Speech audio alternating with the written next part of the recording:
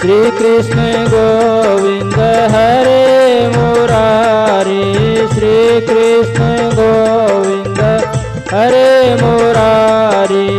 हे नाथ नारायण वासुदेवा, हे नाथ नारायण वासुदेवा।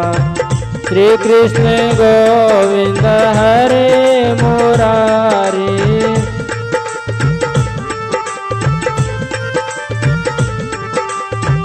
हे नाथ नारायण वासुदेवा, हे नाथ।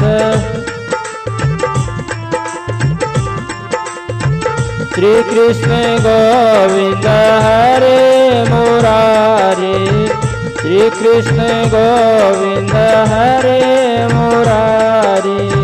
हे नाथ नारायण वासुदेवा, हे नाथ नारायण वासुदेवा। बोलो कृष्णचंद्र भगवान की जय हो। श्री ब्रह्मा जी बोले कि हे मुनिश्रेष्ठ, अब आप पापों को नष्ट करने वाली तथा पुण्य और मुक्ति को देने वाली प्रबोधनी एकादशी का महात्म्य सुनिए। भागीरथी, गंगा तथा तीर्थ, नदी, समुद्र आदि तभी तक फल देते हैं जब तक प्रबोधनी एकादशी नहीं आती। कार्तिक मास के शुक्ल पक्ष की प्रबोधनी एकादशी के व्रत का फल 1 सहस्त्र अश्वमेघ तथा 100 याजसु यज्ञ के फल के बराबर होता है। नारद जी ने पूछा कि हे पिताजी, यह संध्या को भोजन करने से, रात्रि में भोजन करने तथा पूरे दिन उपवास करने से क्या क्या फल मिलता है, उसे आप समझाइए। ब्रह्मा जी बोले कि हे नारद, एक संध्या को भोजन करने से 1 जन्म का, रात्रि में भोजन करने से 2 जन्म का तथा पूरे दिन उपवास करने से 7 जन्म के समस्त पाप नष्ट हो जाते हैं। प्रबोधनी एकादशी के व्रत के प्रभाव से सुमेरु पर्वत के समान कठिन पाप क्षण मात्र में ही नष्ट हो जाते हैं। अनेकों पूर्व जन्म के किए हुए बुरे कर्मों को यह प्रबोधनी एकादशी का व्रत क्षण भर में नष्ट कर देती है। जो मनुष्य अपने स्वभाव अनुसार इस प्रबोधनी एकादशी का विधि पूर्वक व्रत करते हैं, उन्हें पूर्ण फल प्राप्त होता है। हे मुनीश्वर, जो मनुष्य श्रद्धा पूर्वक थोड़ा भी पुण्य करता है, उनका वह पुण्य पर्वत के समान अटल हो जाता है। जो मनुष्य हृदय के अंदर ही ऐसा ध्यान करते हैं कि प्रबोधनी एकादशी का व्रत करूंगा, उनके 100 जन्म के समस्त पाप नष्ट हो जाते हैं।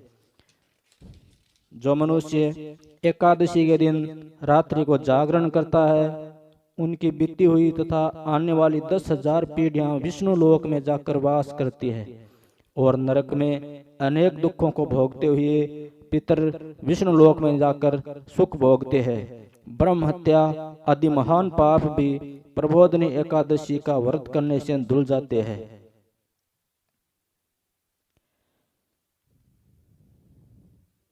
ब्रह्म हत्या आदि महान पाप भी प्रबोधनी एकादशी का व्रत करने से धुल जाते हैं। एकादशी के दिन रात्रि को जागरण करने का फल अश्वमेघ यज्ञ आदि के फल से अधिक होता है।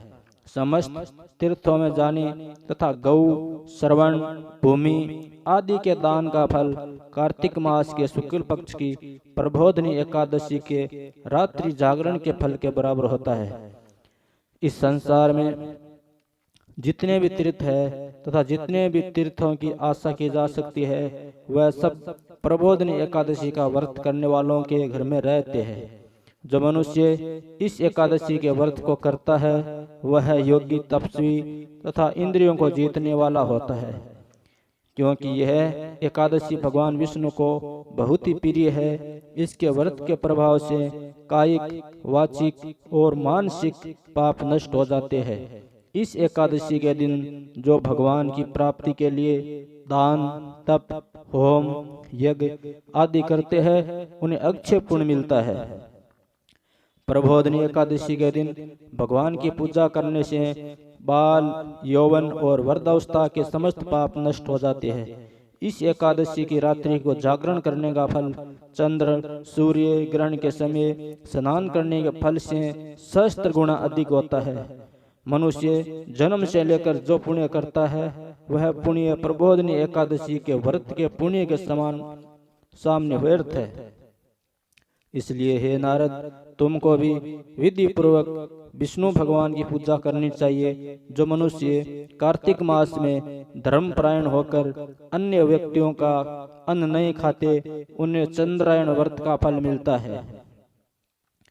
कार्तिक मास में भगवान दान आदि से उतने प्रसन्न नहीं होते जितने कि शास्त्रों की कथा सुनने से प्रसन्न होते हैं। कार्तिक मास में जो मनुष्य भगवान की कथा को थोड़ा बहुत पढ़ते या सुनते हैं, उन्हें 100 गौओं के दान का फल मिलता है। जो मनुष्य अपने कल्याण के लिए विष्णु भगवान की कथा सुनते हैं, वे अपने कुटुंब का उद्धार करके 1 सहस्त्र गौ दान का फल पाते हैं। जो मनुष्य प्रबोधनी एकादशी के दिन विष्णु भगवान की कथा सुनता है, उन्हें 7 दीप के दान का फल मिलता है।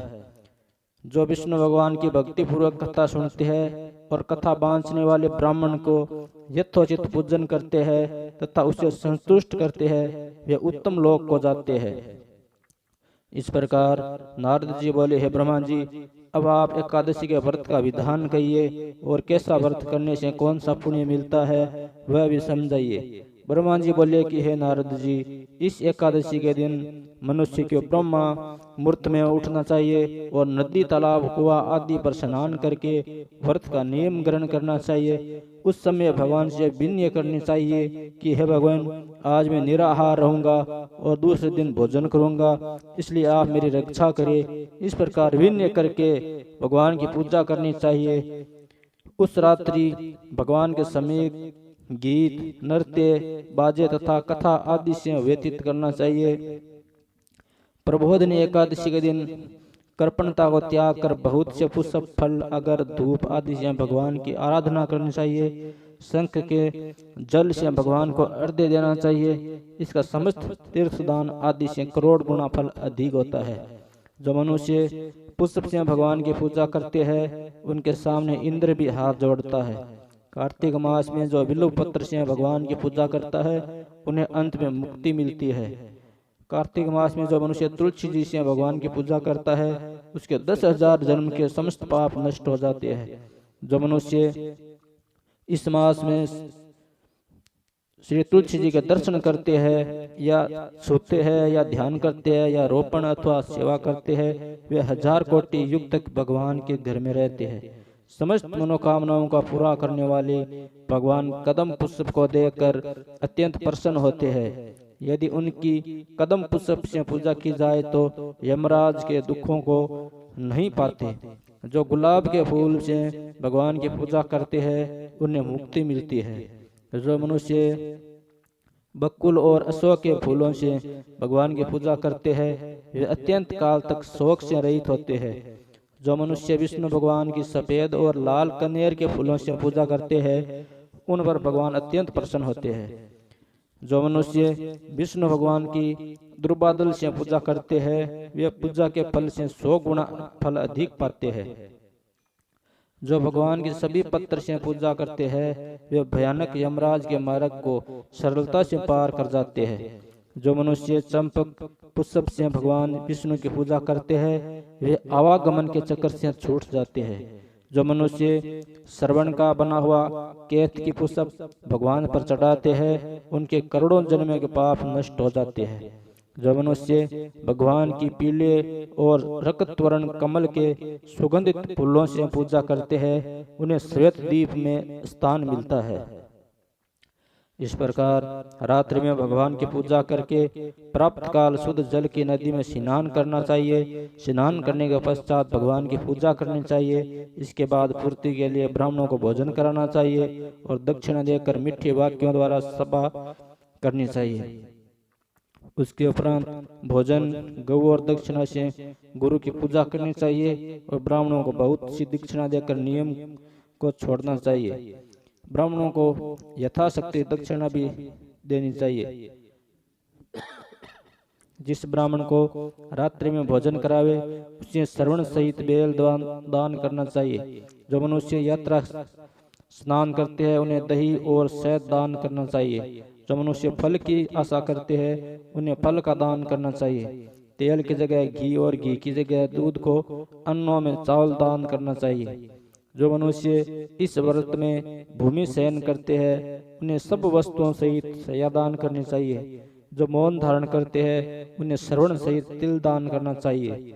जो मनुष्य बालों को धारण करते हैं उन्हें दर्पण दान करना चाहिए।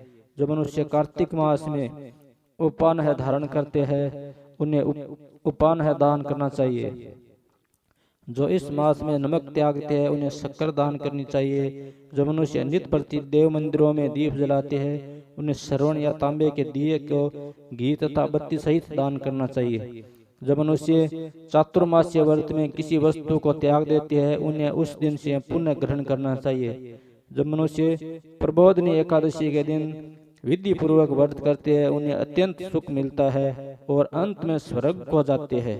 जो मनुष्य चातुर्मास्य व्रत को बिना किसी विधन के पूरा कर लेते हैं उन्हें फिर दोबारा जन्म नहीं मिलता। जिन मनुष्यों का व्रत खंडित हो जाता है वह नरक को जाते हैं। जो मनुष्य इस एकादशी के महात्म्य को सुनता है वह पढ़ता है उसे अनेकों गौदान का फल मिलता है। बोलो कृष्णचंद्र भगवान की जय। श्री कृष्ण गोविंद हरे मुरारी, श्री कृष्ण गोविंद हरे मुरारी, हे नाथ नारायण वासुदेवा, हे नाथ नारायण वासुदेवा। श्री कृष्ण गोविंद हरे मुरारी,